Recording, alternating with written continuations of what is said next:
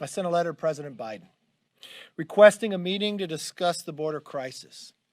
As of today, I still have not received a response from him or anyone in his administration. But in that short time period of 2 weeks, the situation at the border has only worsened.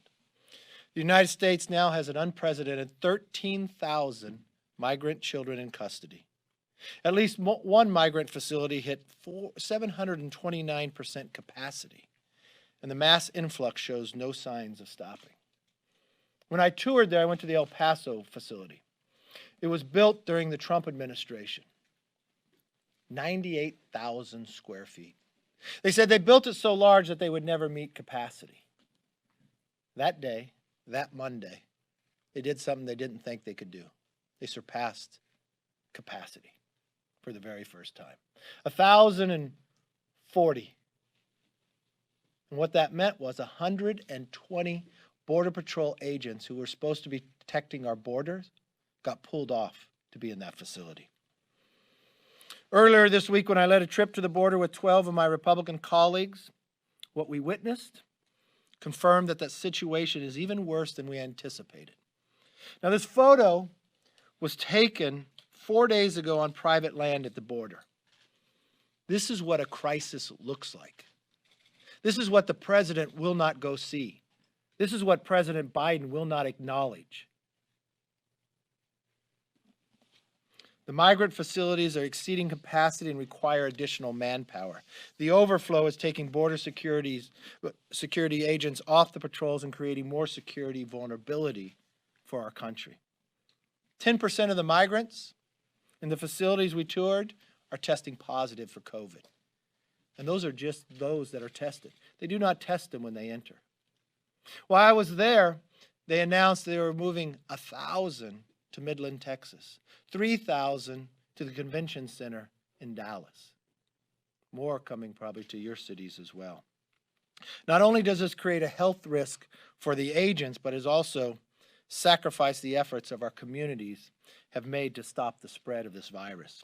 Even more alarming, during our briefing, we're informed that the Border Patrol agents have caught suspected terrorists trying to enter our country. I thought that would make all members of Congress think we'd have to work on this subject. Instead, I've known several Democrats were quick to accuse me of lying on Twitter. One even serves on Intel. Turns out they should have taken that time to find out the true facts. 2 days ago, Axios confirmed that it's just in the past 5 months, Border Patrol agents have arrested at least 4 individuals who match the names on the FBI terrorist screening list. Even the president's own Homeland Security Secretary confirmed yesterday that the terrorists indeed have been trying to illegally cross the border.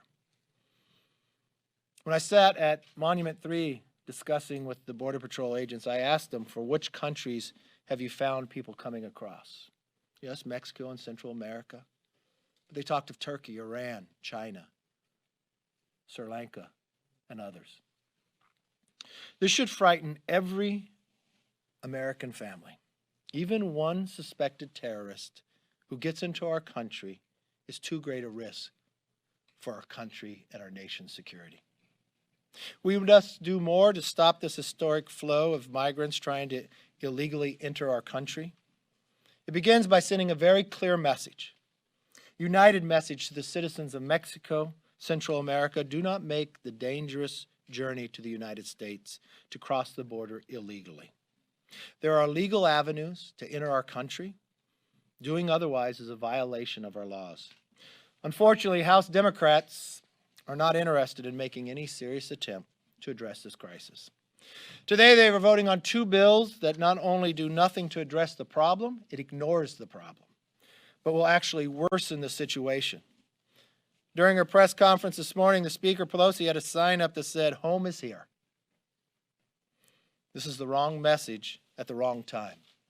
Homeland Security Secretary, we're saying, do not come, just do not come right now. But if you wonder when this all started, you could go back to the presidential debate, the very first presidential debate. What did Joe Biden say? He said illegal immigrants should immediately surge to the border. What did he think would happen when he said that? When I entered the facility, there were some families there. There was one from Honduras.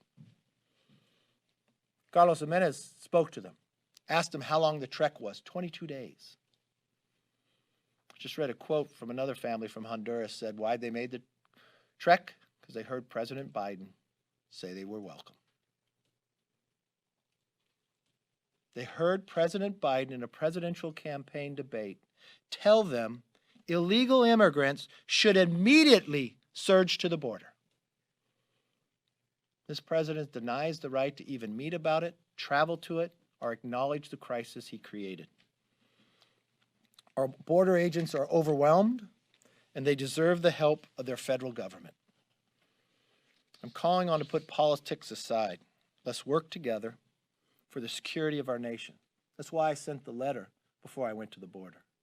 As I sat at Monument 3, you look at the wall that was built in El Paso. It was supposed to be 150 miles. They built 133 miles, 17 short. I asked them, when did they stop? Midnight, January 20th. Has it created a problem? Yes, because it left the old barrier down and easy interest for others. I asked them what they have seen recently. More fentanyl than at any given time. More cartel movement in any given time. President Biden's own secretary says we're going to meet an all-time high, but still won't use the word crisis. The president's going to travel the nation. He's going to tout a $1.9 trillion bill, the single largest. In that bill is health care for illegals, another clear message to create a bigger crisis along our border.